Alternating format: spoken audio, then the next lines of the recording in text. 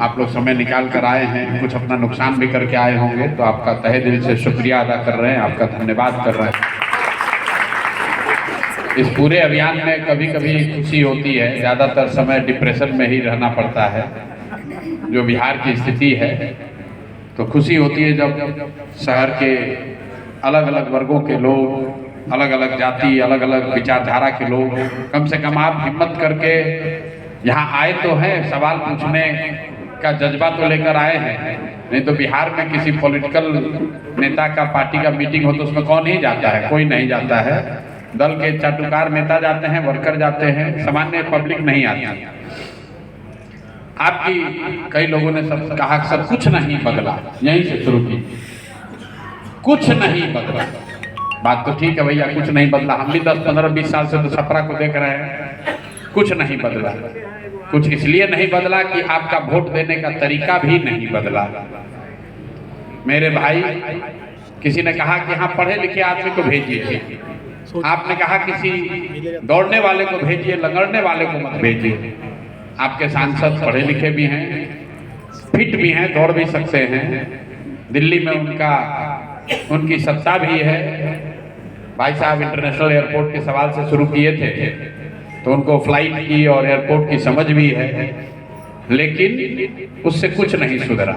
आप ही कह रहे हैं, हम नहीं कह रहे। सांसद महोदय मेरे मित्र भी हैं, सुनेंगे तो उनको अच्छा नहीं लगेगा, लेकिन छपरा की जनता तो यही कह रही है कि कुछ नहीं बदला। आप विधायक जी पर फोड़ रहे हैं, लेकिन भाई जब आपका वोट देने का तरीका नहीं बदलेगा तो सुधार होगा कैसे? वकील साहब ने पूछा कि आप कह रहे हैं व्यवस्था सुधारेंगे, कैसे सुधारेंगे व्यवस्था? मेरे भाई, व्यवस्था बनाने वाले लोग जब तक नहीं सुधरेंगे तब तक व्यवस्था भी नहीं सुधरेगी। जब बनाने वाले आप हैं, कोई नेता चाहे कितना भी खराब हो, चाहे कितना बड़ा धोखेबाज हो, वो खुद से चुनकर नहीं आया, उसको हमने चुना है। तो आप और हम जब कह रहे हैं कि हमारा सांसद कुछ नहीं कर रहा है, तो एक बार ये भी पूछने की जरूरत है कि क्या छपरा के सांसद को या बिहार में किसी सांसद को पंजाब के लोगों ने आकर वोट दिया है? तुरंत उनको कह सकता है कि हम नहीं दिए। अरे आप नहीं दिए होंगे, लेकिन छपरा की जनता ने 5 लाख 6 लाख लोगों ने मिलकर दिया है, तभी तो सांसद और विधायक बने हैं। एक बार आपको उन्होंने टोपी पहना दिया, भाई साहब ने कहा जो आता है बढ़िया बोलता है टोपी पहना देता है, मान लिया बात, टोपी पहना दिए।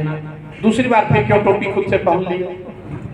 मान लिए दूसरी बार बन लिए, तो तीसरी बार क्यों पहना दिया? आप फिर कहिएगा भैया हमारे पास विकल्प नहीं था। विकल्प नहीं था, नोटा नहीं था ईवीएम पर। आप तो पढ़े लिखे शिक्षक हैं, अपने आप को बेरोजगार भी आप बता रहे हैं। मुझे खुशी है कम से कम आप बेरोजगार अपने आप को मान रहे हैं, क्योंकि पढ़ लिख कर खाली किसी तरह जीवन चला लेना ही रोजगार नहीं है। ईवीएम पर नोटा था ना, अगर छपरा की बहुतायत जनता ने नोटा पर वोट दबा दिया होता तो कानून कहता है कि नोटा को अगर किसी अन्य प्रत्याशी से ज्यादा वोट आ जाए तो फिर से चुनाव होगा। क्यों नहीं दिए नोटा पर? करे भैया विकल्प नहीं आया था, अब प्रशांत किशोर आए हैं, आप भैया आप पर बड़ा भरोसा है, आप सुधारिए। मान लीजिए हम यहाँ चल रहे हैं, हार्ट अटैक हो जाए, मर जाए, अभियान बंद हो जाए, तो क्या आप अपनी जिंदगी नहीं सुधारिएगा? क्या अपने छपरा की, अपने बच्चों की, शिक्षकों की, वकीलों की, एयरपोर्ट की चिंता छोड़ दीजिएगा? मेरे भाई, जब तक आप स्वीकार नहीं कीजिएगा कि गलती आपसे हो रही है, तब तक सुधार नहीं हो सकता है। ये आपको हमको मानना पड़ेगा, और सिर्फ आपको दोष नहीं दे रहे। कोई 9th फेल यहाँ मुख्यमंत्री बन रहा है या बनने की सोच रहा है, गलती उसकी नहीं है, गलती हम जैसे लोगों, पढ़े लिखे लोगों की है। जब हम राजनीति में आकर प्रयास ही नहीं कर रहे हैं, तो कोई लंपट बदमाशी नेतागिरी करेगा। ये जितने आप हम बुद्धिजीवी यहाँ बैठे हुए हैं, मैं एक कोट कम से कम सैकड़ों बार तो कह चुका हूं। प्लेटो ने आज से सैकड़ों साल पहले लिखा, if you do not participate in democracy, be ready to be ruled by your inferiors. समाज में, राजनीति में अगर आप भागीदार नहीं बनिएगा तो इस बात के लिए तैयार रहिए कि कोई मूर्ख आदमी राजा बनकर आप पर शासन करेगा। तो जो बिहार के प्रबुद्ध लोग हैं, जो अपने आप को प्रबुद्ध बताने वाले लोग हैं, उन्होंने परिस्थितिवश या स्वेच्छा से राजनीति से किनारा कर लिया। उनको राजनीति से कोई मतलब नहीं। राजनीति से किनारा करने का मतलब, राजनीति में शामिल होने का मतलब ये नहीं कि हर आदमी चुनाव लड़ेगा। मैं अभी आपको 2 उदाहरण यहाँ बताऊंगा। यहाँ बैठा हुआ कोई आदमी अभी तक उसने एक भी ऐसा सवाल नहीं पूछा है जो मैंने पिछले 2 बरस में गांव में, शहरों में लोगों के सवाल के तौर सुनकर उसका उत्तर नहीं दिया। लेकिन आप प्रबुद्ध हैं, पढ़े लिखे हैं, इंटरनेट देख रहे हैं, देश दुनिया की खबर है। आपको ये नहीं खबर है कि जनसुराज पलायन कैसे रोकेगा। आपको ये नहीं खबर है कि वित्त रहित शिक्षकों के लिए मैंने क्या कहा। आपको ये नहीं खबर है कि शिक्षा को सुधारने का कौन सा मॉडल बताया है। बताते बताते मेरे गला में, कंठ में गांठ पड़ गया। होम्योपैथी का दवा खा रहे हैं, लेकिन यहाँ के लोगों को सुनना ही नहीं है। आपके पास भोजपुरी गाना सुनने का समय है। क्रिकेट मैच हो रहा है तो आईपीएल का 2-2 घंटा, 4-4 घंटा दीजिएगा। लेकिन बिहार में कुछ सामाजिक राजनीतिक काम हो रहा है, उससे आपका कोई सरोकार नहीं। आप तो बैठे हुए आराम से, अच्छा कुछ होगा देखा जाएगा, कुछ बनेगा तो उस दिन सोचेंगे। तो भाई जब आप इसमें शामिल ही नहीं हैं तो सुधार होगा कैसे? आप लोग छपरा का ऐसे बता रहे हैं जैसे छपरा एक डूबा जा रहा है और बगल में सीमान चमक रहा है। भाई हम पूरा बिहार गए, जहाँ गए लोग यही कहते हैं भैया पूरा बिहार में हालत खराब है।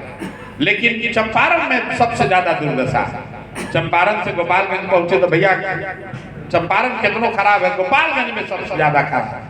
भैया पूरा जब जहाज ही डूब रहा है तो मुझे आश्चर्य हो रहा है कि आप चाहते हैं कि छपरा को एकदम उसमें अलग से आइलैंड बना दें। अगर जहाज डूबेगा तो उसमें बैठा हुआ हर व्यक्ति डूबेगा, उसमें छपरा भी डूबेगा, उसमें गोपालगंज भी डूबेगा, अररिया पूर्णिया भी डूबेगा। तो आप ये नहीं समझ सकते हैं कि बिहार में व्यवस्था खराब रहे और छपरा में सब सुधार हो जाए। कैसे हो सकता है भाई? ये नहीं हो सकता है। तो सबसे पहली बात है कि आप राजनीति और समाज के प्रति जिम्मेवार बनिए। ये आपके हक में है। एक व्यवसायी साथी बता रहे हैं कि हम लोग तन मन धन से भैया लगेंगे, हर तरह से लगेंगे। अरे भाई कम से कम मन से तो लगिए। डॉक्टर साहब ने कहा हमारे पास टाइम नहीं है ये, लेकिन हम योगदान करना चाहते हैं, कैसे करें?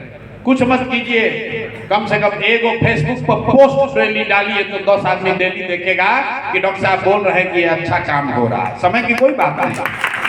कौन ऐसा आदमी है जो क्रिकेट मैच नहीं देख रहा है, पिक्चर नहीं देख रहा है, या अपने रिश्तेदारों से आप बात नहीं कर रहे हैं? चाहे आप कितना भी व्यस्त हो, दिन में कुछ समय आपके पास जरूर है जब आप अपने साथियों से, परिवारजनों से, मित्रों से बात करते हैं। जब बात करते हैं तो उसको एक लाइन ये भी बताइए कि भैया बिहार में सुधार के लिए एक जनसुराज अभियान शुरू हुआ, इसमें जुड़े हो कि नहीं जुड़े हो? फेसबुक पर जब आप स्क्रॉल करते हैं तो एक 2 पोस्ट अपना भी डालिए कि मैं जनसुराज से जुड़ गया हूं, तुम भी जुड़ो।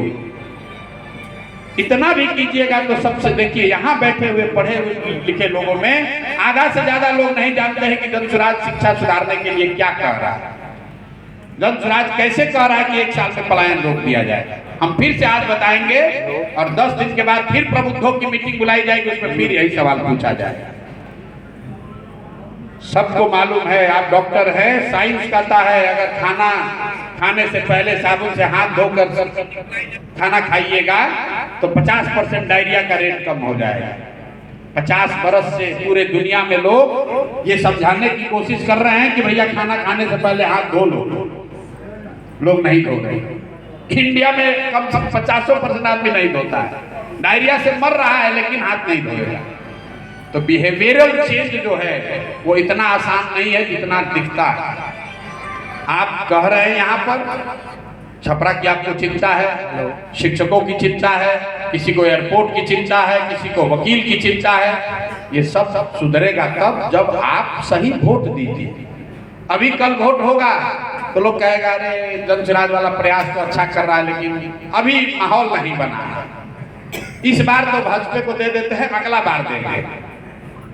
कोई कहेगा कि कैलकुलेशन करेगा कि भैया जन स्वराज को देने का मन तो है, लेकिन कहीं दिए तो वोट अगर जीता नहीं तो लालू का ना आ जाएगा तो बड़ा गड़बड़ हो जाएगा, चलो छोड़ो यार अब इस बार नहीं देते। मेरे भाई, जब भी कोई आपके समाज में अच्छा प्रयास होता है, कोई आदमी चुनाव लड़ने के लिए खड़ा होता है, अच्छा आदमी कोई खड़ा होता है, छोड़िए जन स्वराज की बात, लोग उसको क्यों नहीं वोट देते?